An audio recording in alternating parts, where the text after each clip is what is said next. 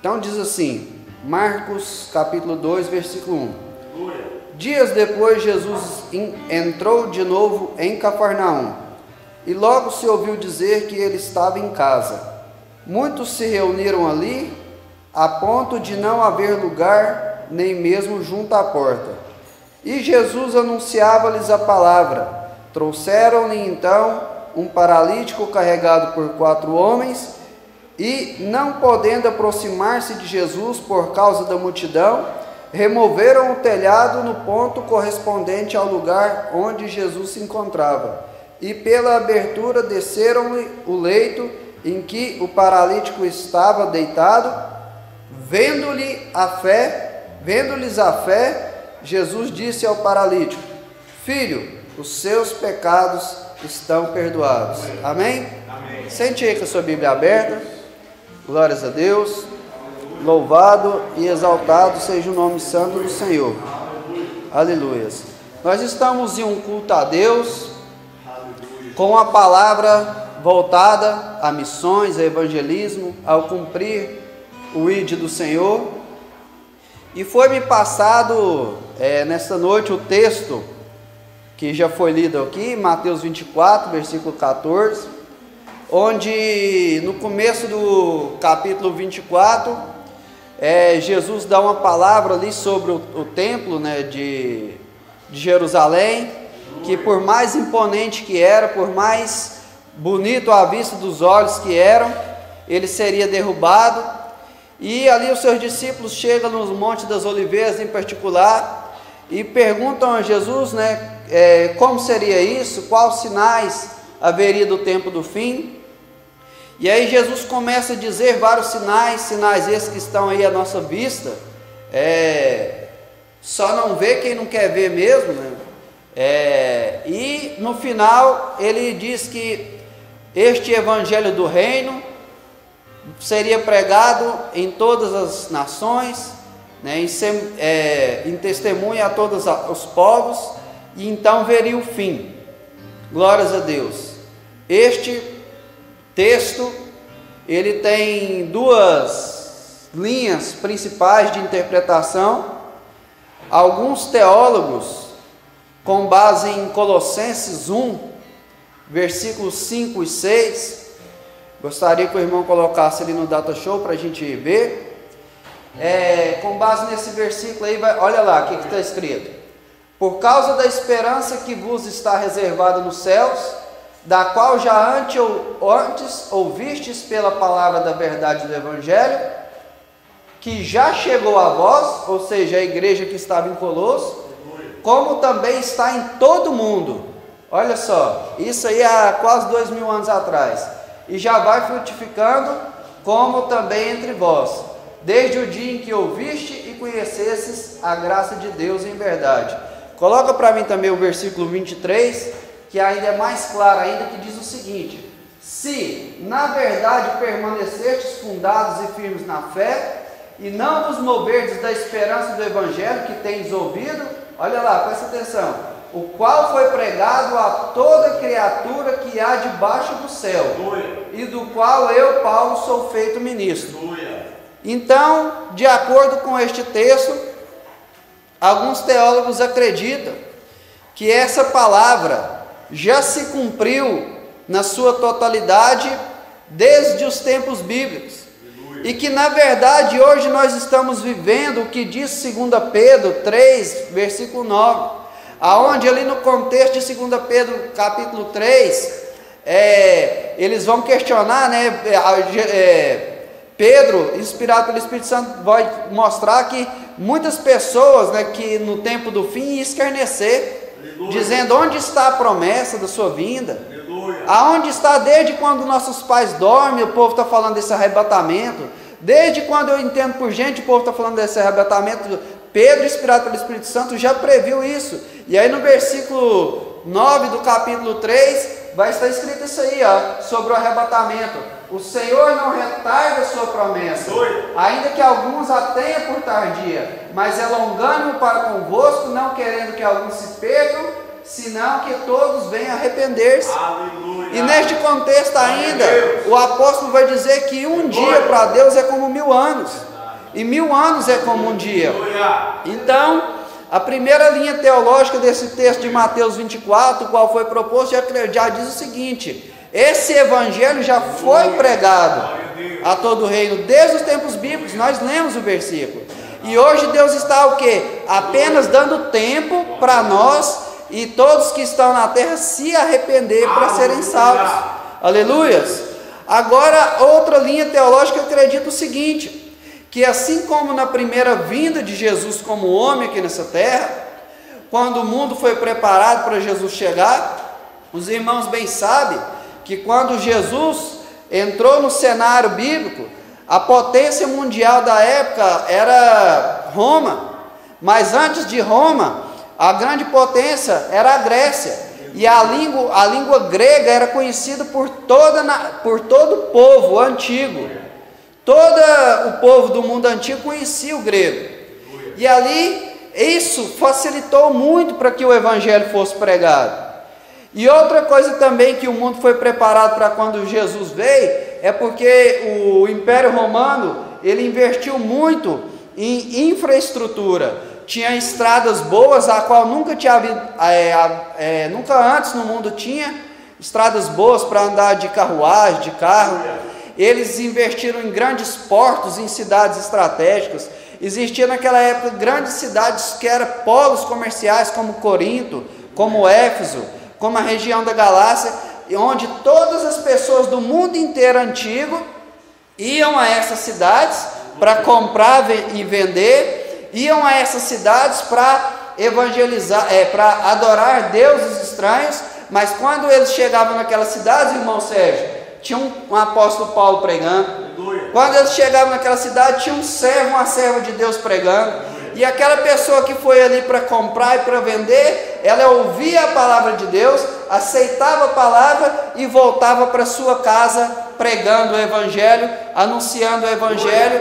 E assim o evangelho desde aquela época foi pregado no mundo todo, como nós vimos, até os confins da terra.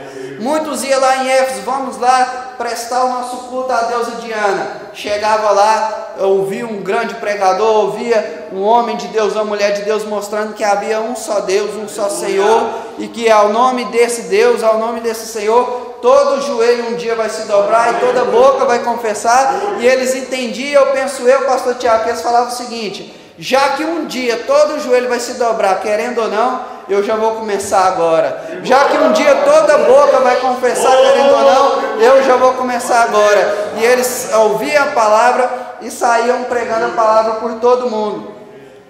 E essa segunda linha teológica acredita o seguinte: que assim como o mundo foi preparado para que o evangelho naquela época dos tempos bíblicos fosse pregado em todas as nações até os confins da terra, muitos acreditam que o mundo hoje também está sendo muito mais ainda preparado para que isso aconteça. Hoje, alguém com dinheiro pode pegar um avião ali em Goiânia e em poucas horas ele está do outro lado do mundo. Hoje alguém faz um vídeo aqui nas redes sociais e posta, ao mesmo tempo, se for um vídeo que as pessoas interessam e compartilham, o mundo todo vê isso. Então, essa segunda linha teológica acredita que estamos prestes a viver o maior e último avivamento da história. E se isso acontecer, dentro de poucos dias, o mundo todo pode ser evangelizado. E isso nos traz para nós um alerta ainda maior de vigilância. Porque eu conversando com um irmão, ele tem poucos anos de convertido, uns 2 anos, ele falou assim: eu não acredito nunca que Jesus volta na nossa geração. Tem bilhões de pessoas que precisam ouvir de Jesus.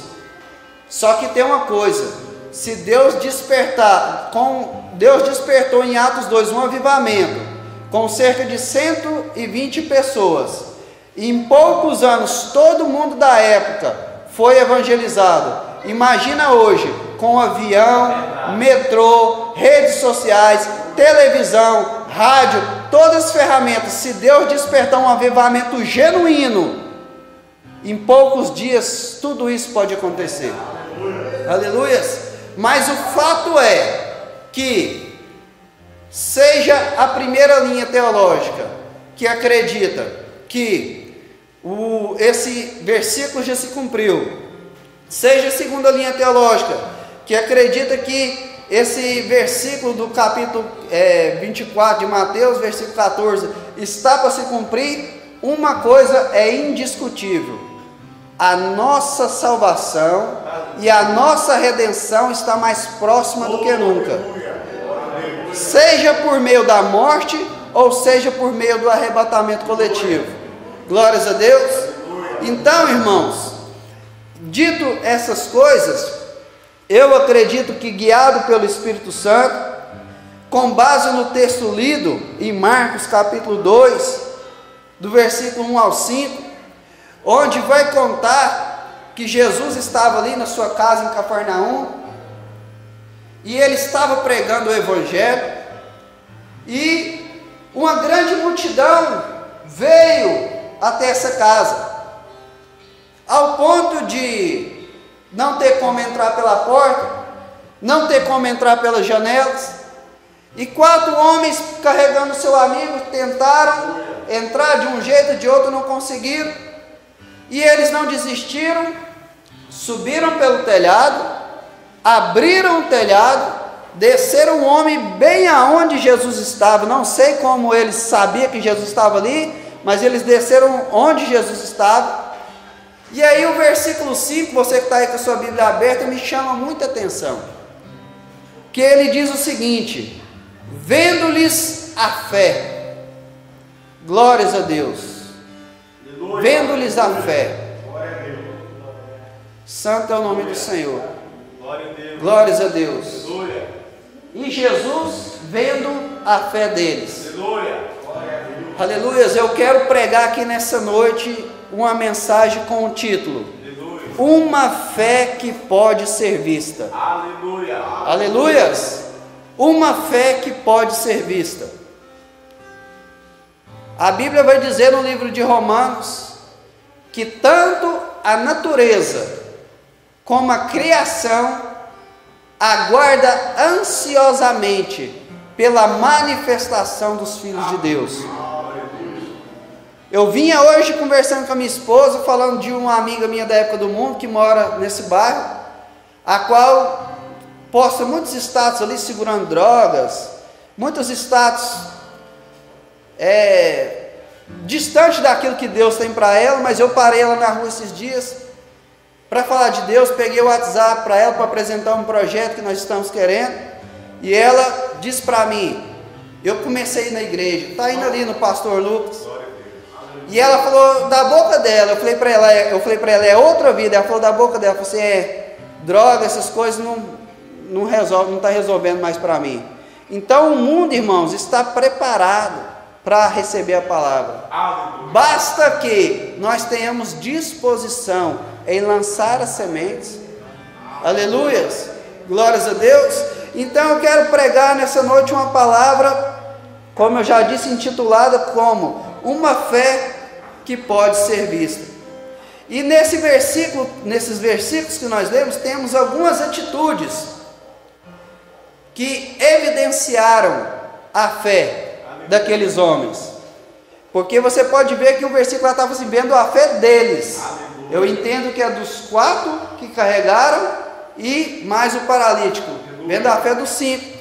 E eu quero mostrar aqui algumas atitudes que evidenciaram a fé deles, para que a fé deles pudessem ser vista. A primeira atitude é o que? Eles se preocuparam com o amigo. Aleluias. Eles se preocuparam com o amigo.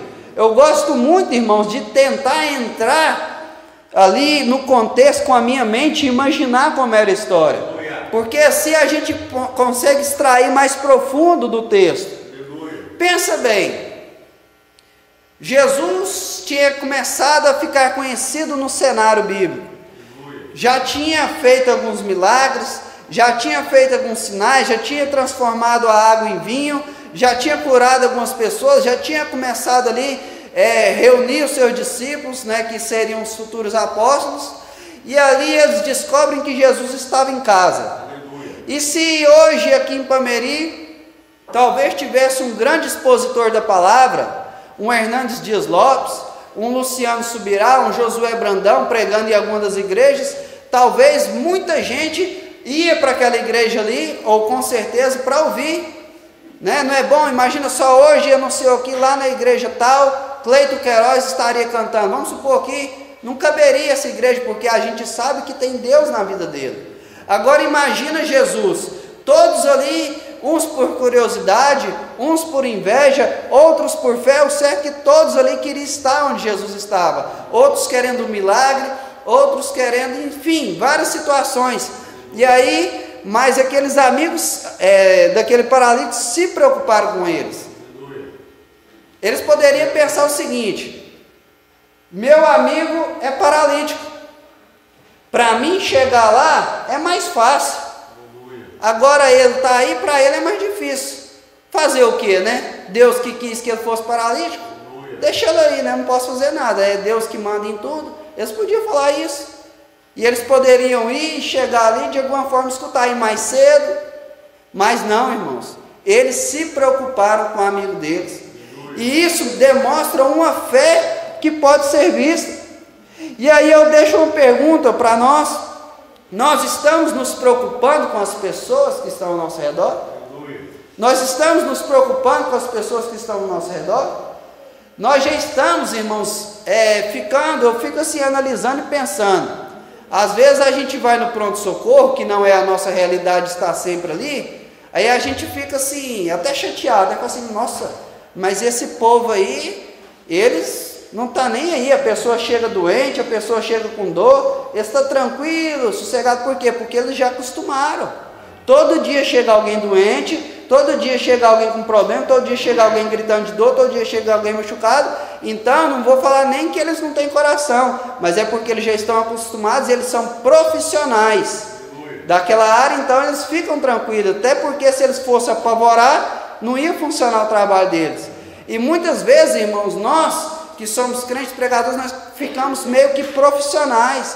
Nós acostumamos a sair do culto, ver as pessoas na prostituição, nós acostumamos a sair do culto, ver quebra-pau na casa dos vizinhos, nós acostumamos a sair do culto, ver pessoas ali na praça, drogada, bêbada, deitada ali, e isso, irmãos, vai sendo normal para nós.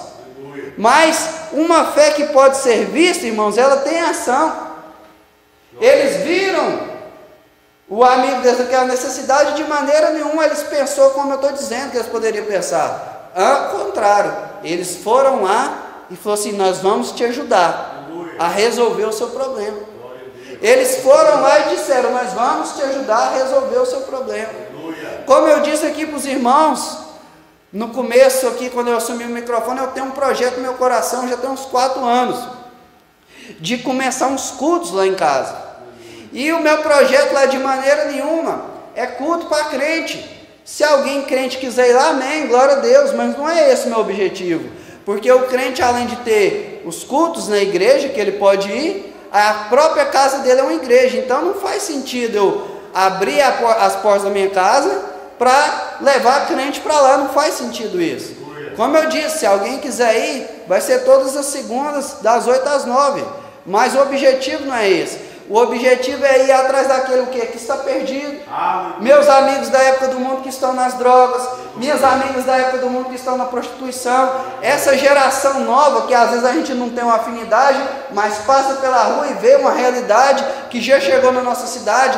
Moças de 14 anos com filho na barriga, com crianças, outras pessoas que têm problemas com drogas pesadas, que os filhos vão ficando jogados na mão de vó para lá, e a gente quer ir atrás dessas pessoas.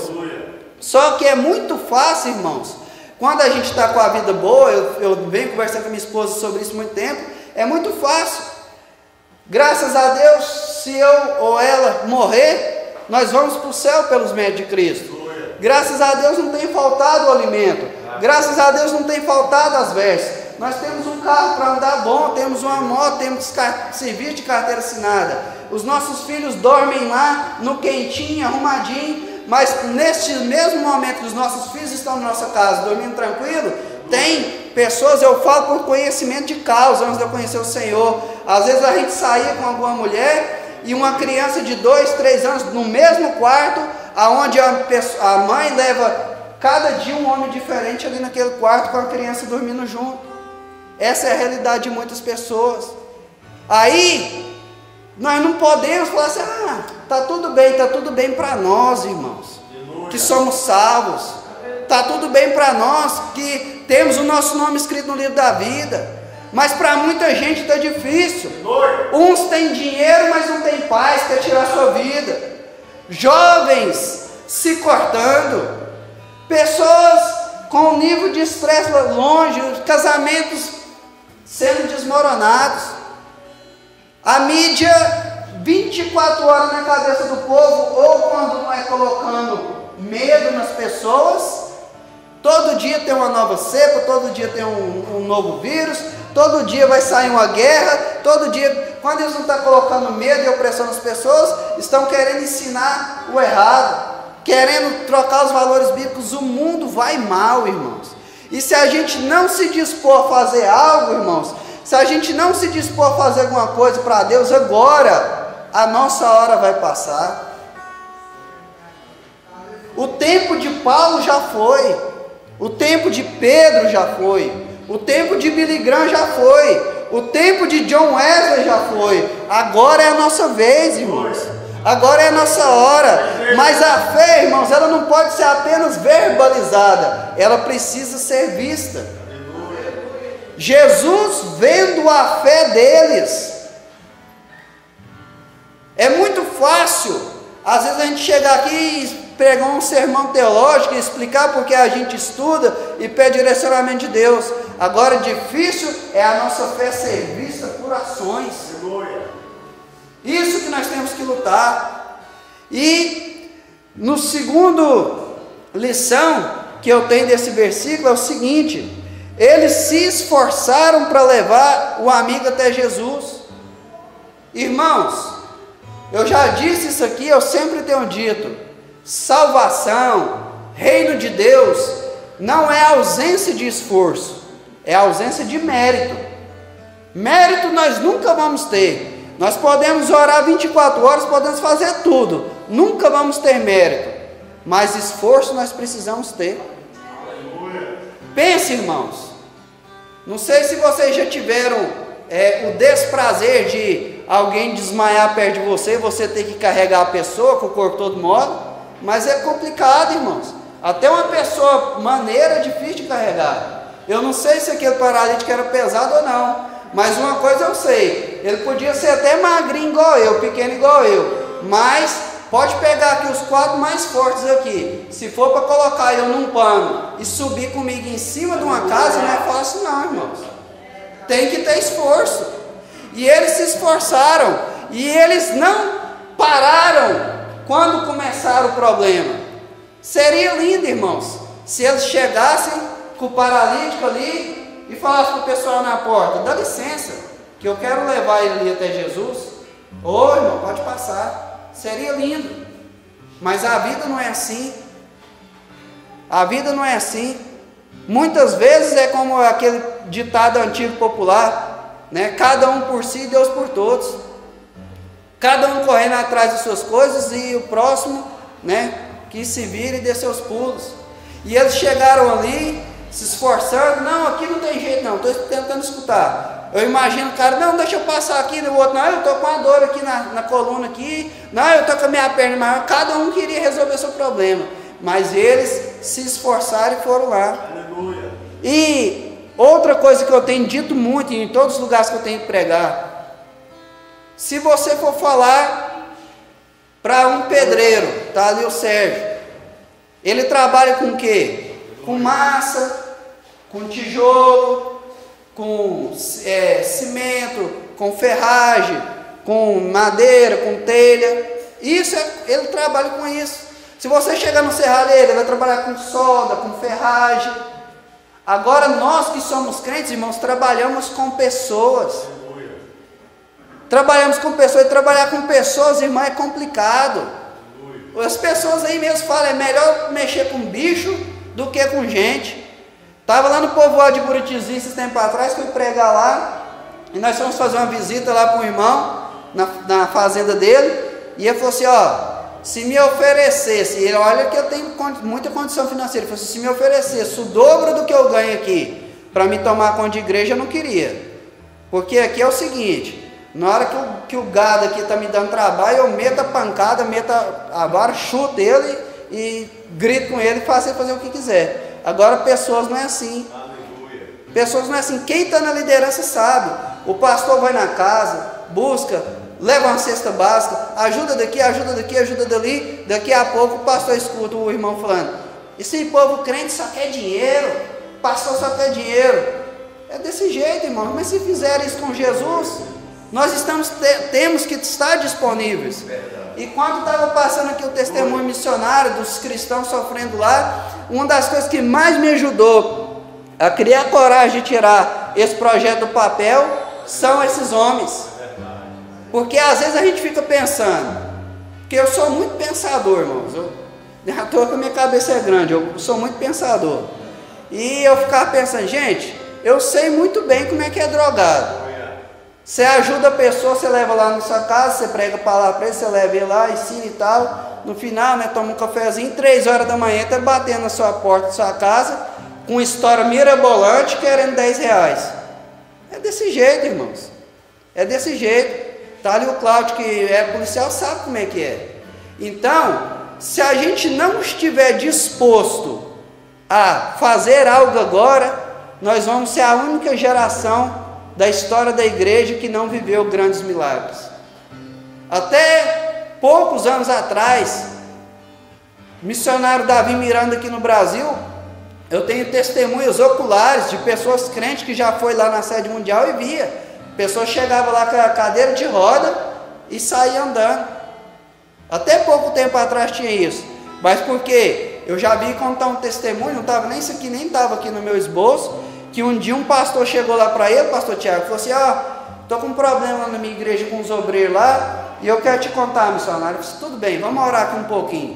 O missionário dobrou o joelho, começou a orar, 5 minutos, 10 minutos, meia hora, 1 hora, o obreiro levantou e ficou sentado. O pastor ficou ali mais 1 hora, 2 horas orando. Na hora que o missionário levantou, o que é, pastor? Não, nada não, o cara chorando, nada não, deixa ele para lá. São pessoas que dedicavam, que buscavam. Aleluia. Então, o reino de Deus é isso. Se nós não estivermos dispostos a mostrar com as nossas atitudes uma fé que pode ser vista, aleluia, não vai funcionar.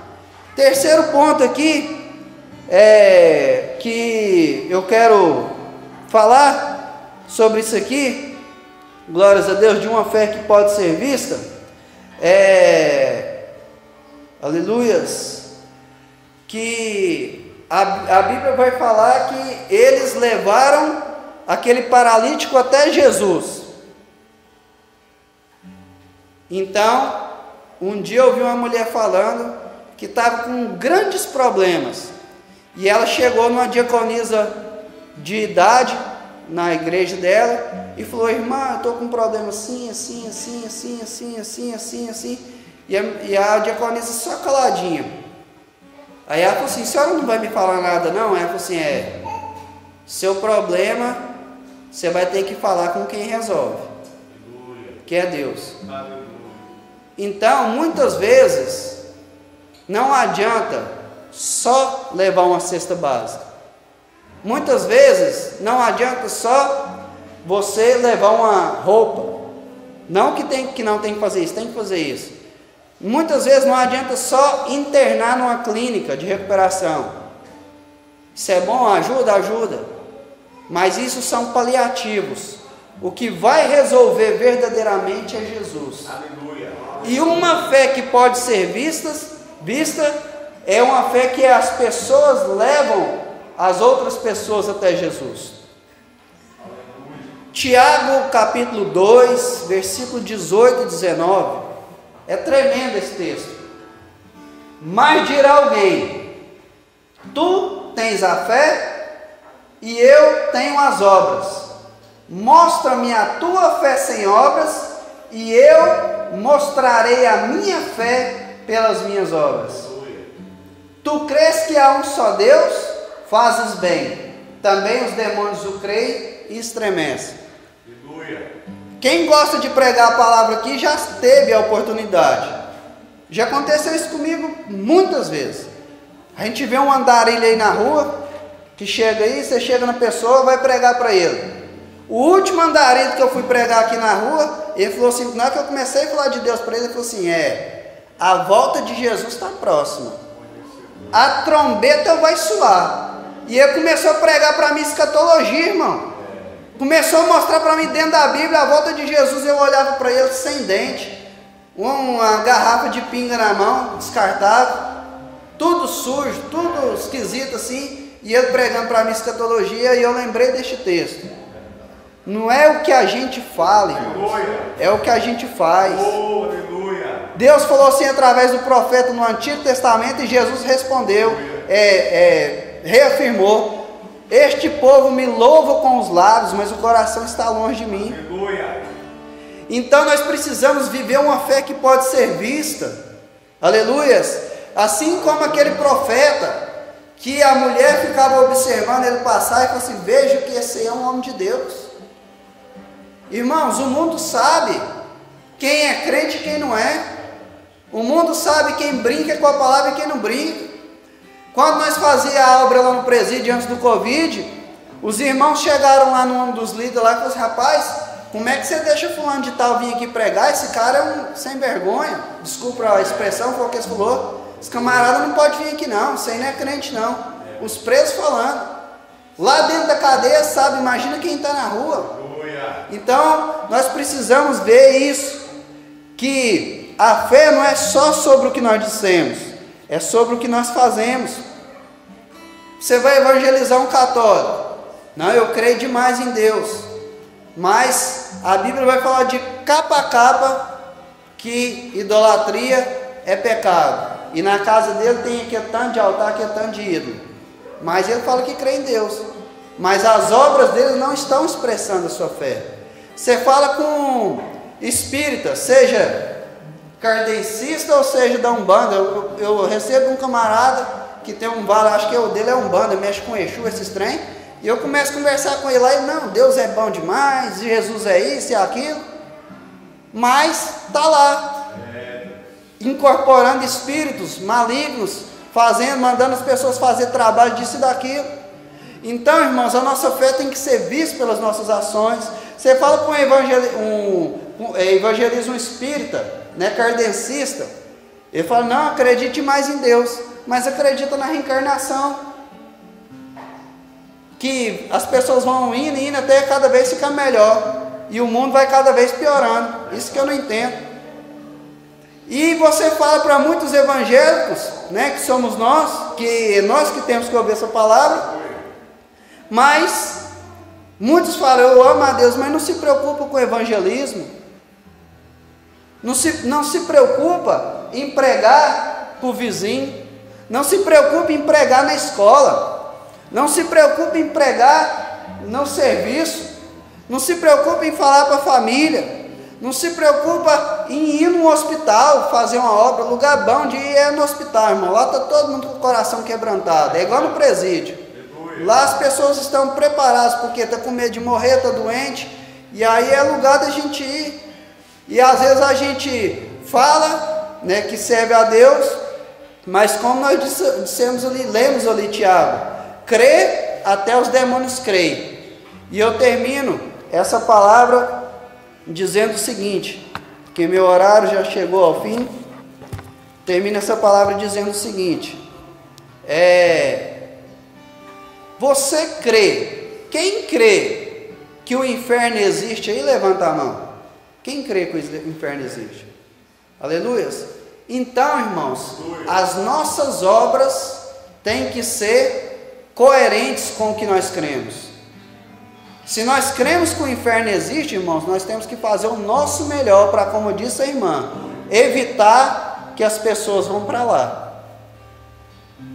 Eu acredito que a maioria de nós, se nós estivermos andando na rua e uma criancinha for atravessar a rua e vir um carro, instintivamente a gente corre, entra na frente do carro para tirar aquela criança. É assim ou não é? Ainda mais se vê filho. Só que se aquela criança de 2 anos for atropelada e morrer, ela vai para o céu, porque ela ainda não tem conhecimento do bem e do mal. E muitas vezes a gente vê pessoas indo para o inferno e fica, de braço cruzado. Então a nossa fé precisa ser vista através da evangelização. Se eu perguntar aqui quantos creem no céu, todos aqui creem. Se não fosse assim, não estariam aqui. E se você crê no céu, que o céu vai ser melhor do que tudo aquilo que nós podemos imaginar, ajude pessoas a irem para lá. Pense no céu. Está aí meus filhos e minha esposa, eles sabem. Lá em casa nós ficamos brincando, imaginando como vai ser o céu. E nós vai longe. Minha esposa fala assim, mas vocês é engraçado. E o Miguel fala assim, lá pai, nós vamos ter superpoderes. Nós vamos teletransportar para lá. Não é assim, Miguel? Nós brinca? Lá nós vamos voar, vamos. Lá nós vamos mergulhar no fundo do oceano. E lá nós vamos fazer isso e vamos fazer aquilo. E nós ficamos brincando e imaginando como vai ser o céu. Meus irmãos, se nós que somos cristãos não desejarmos o céu, irmãos, está ruim, irmãos, está mal. Pensai nas coisas que são do alto. Aleluia. Eu quero terminar, mas o meu coração queima aqui para dizer algo que eu nem tinha preparado. Hoje, os cristãos, eles debatem o quê? Pode fazer tatuagem ou não pode? Hoje os cristãos debatem o quê? Posso colocar um piercing ou não posso? Hoje os cristãos debatem o quê? Beber um pouquinho de cerveja, pode ou não pode? Geração fraca, irmãos. Geração fraca, nós precisamos pensar aí no céu. Precisamos pensar aí no céu, está disponível para ajudar as almas. Precisamos pensar como que eu vou fazer para ajudar mais pessoas.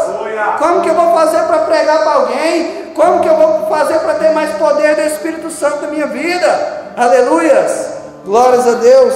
Eu agradeço a Deus por mais essa oportunidade.